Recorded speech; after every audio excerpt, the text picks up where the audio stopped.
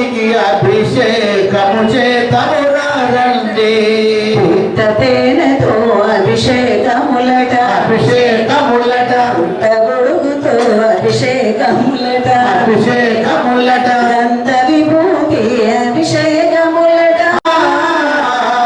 పసుపు కుంకుమతో అభిషేకములట అభిషేకములట అస్థిరూప నీరులతో అభిషేకములట అభిషేకములట పాలు నెయ్యితో అభిషేకములట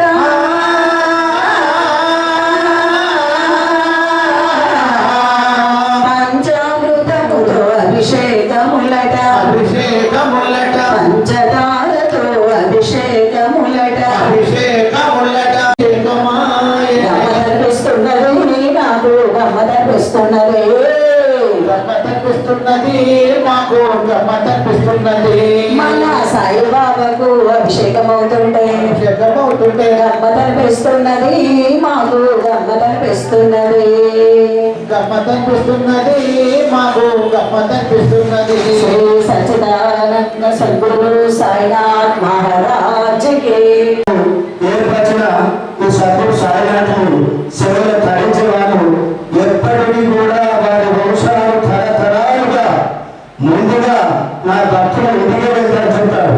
అటువంటి సాయినాథు సన్నిధిలో 12 గంటలకు ఆలయం ప్రకారంగా 12:30 భోజనం ఉంటుంది. దయచేసి భోజనం చేసేవారు ఎవరైనా వాళ్ళకు షుగర్ బీపీ ఉంటుంది, వాళ్ళు దయచేసి పోయి తినేసి కూర్చోండి. మిగతా వాళ్ళ కంటే కదలకండి. మీ అందరికీ భోజనం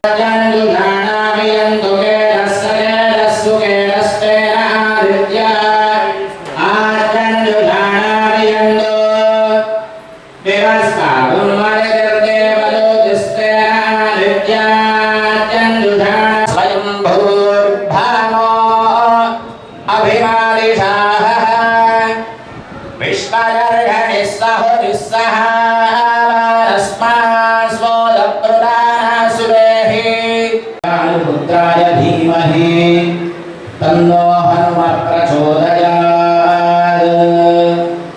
ओम मे प्रजाति पशूना पूजा संप्राणालो मामाविष्टं मदिवेद मधुवनिष्ये मधुजनिष्ये मधुवक्ष्यामि मधुवनिष्यामि मधुमतीं देवेभ्यो वाचव्यासगुं शुश्रूषे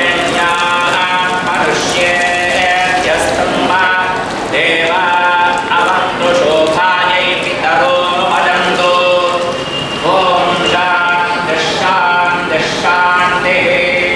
ॐ चन्द्रो वारः पवनः मातरिषेदतो देवानां सुतैरसे रुद्राभिमौ वा दुर्वासः सिन्धोरापरापतः रक्षं मे मन्यः वातु परान्यो वातु यद्रवः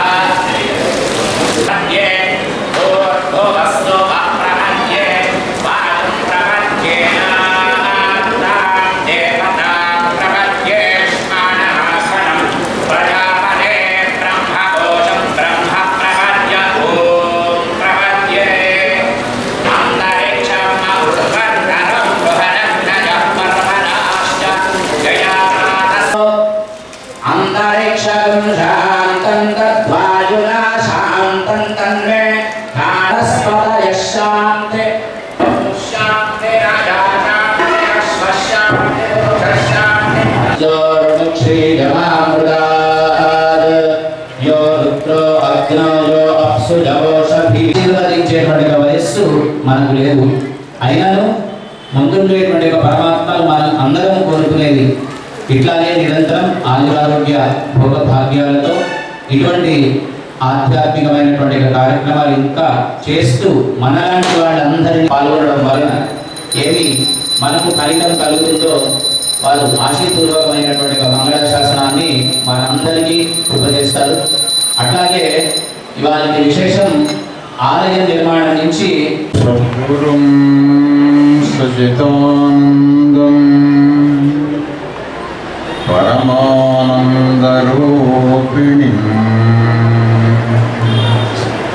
శాశ్వతం బహుశక్తీనాం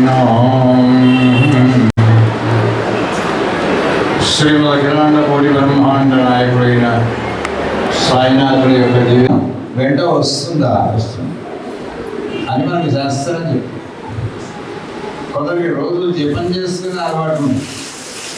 దాదాపు కొన్ని గంటలు చేసి ఆ జపానికి కూర్చున్న ఆసనం ఇక్కడనే ఉంది, మనం వెంట రాదు. మరి చేసిన జపమాల ఇక్కడే ఉంది, వాడుకున్న పాత్రలు ఇక్కడే ఉంటాయి, అప్పుడు వాడిన నీరు ఇక్కడే ఉంటుంది. మరి చేసేటువంటి యొక్క వ్యక్తి శరీరం ఇక్కడే ఉంది. మరి ఏమొస్తున్నట్టు మనకు వెంట అంటే ఆ ఫలం ఏదైతే ఉందో కనిపించినటువంటి యొక్క ఫలం జీవుడు ఏంటో వస్తుంది అని మనం ఆ వచ్చే ఫలంతో దానికి ఒక అర్హత ఏర్పడుతుంది. మనం ఎవరికైనా ఒక విజ్ఞాపన పత్రం అప్లికేషన్ లాంటివి సమర్పిస్తే 100 2-3 పేరాగ్రాఫ్లు రాసి మన విషయం అంతా కూడా చెప్తాం. ఆయన ఏం చేస్తాడంటే ఆయన కూడా 100 గీతలు పెట్టాడు, చిన్నగా ఇక్కడ చిన్న సంతకం పెట్టేసి నువ్వు చేసింది ఓకే. ఆ ఓకే జరిగిందంటూ జరగవలసిన వాళ్ళతో ఈ జీవునికి ఇంకా నాస్తి లేదు. అందుకోసమే మహనీయులు మహానుభావులు అవధూతలు వాళ్ళందరూ ఏం చేస్తుంటారంటే ఏమీ తీయరు. వాడు 1-2 కోరికలు కోరుకుంటాడు. ఒకటి లోకమంతా బాగుంది, ప్రశాంతంగా ఉంది. ఆ ప్రశాంతంగా ఉన్న లోకంలో మనం కూడా ఉండాలి ఉన్నంతగా. ఆ తర్వాత వచ్చేటప్పుడు రూట్ మ్యాప్ మనకి ఏం తెలియదు, పోయేటప్పుడు కూడా రూట్ మ్యాప్ ఏమో తెలియదు. కానీ రావడానికి ప్రధానమైన ద్వారం ఏమిటి అంటే తల్లి. కనుక ఎన్ని రకాలైనటువంటి యొక్క యజ్ఞ యాగ క్రియాకర్త దాన ధర్మాలు చేసినా అమ్మను ఒకసారి రోజు నమస్కరించుకోగలిగిన మహనీయులు లోకంలో ఉంటే చాలు. అందుకే వేదమే చెప్పింది మాతృదేవో భవ, తర్వాత బాగుండదేమో అని పితృదేవో భవ అని కూడా చెప్పింది. ఒకటే అంటే బాగుండదు కదా. అంటే తర్వాత ఈ లోకం నుంచి వెళ్ళిపోయేటప్పుడు మార్గం చూపించేవాడు ఆచార్య దేవోభవ. ఏ లోకానికి వెళ్ళాలో నిర్ణయించి అర్హత కల్పించి ఆ లోకానికి పంపించేటువంటి ఒక మహనీయుని పేరు ఆచార్యుడు. ఆచార్యుడు అంటే లోకంలో ఉండేటువంటి ధర్మాలని కూడా తెలుసుకోవడం ఒకటి, లోకంలో ఉండే భగవత్ సంబంధమైన విజ్ఞానాన్ని తెలుసుకోవడం 2, వాటిని తాను ఆచరణలో పెట్టడం 3, తాను ఆచరణలో పెట్టిన దాన్ని ఇతరుల చేత ఆచరింపజేసేవాడి పేరు ఆచార్యుడు. అట్లాగే మనస్వామి అవధూత.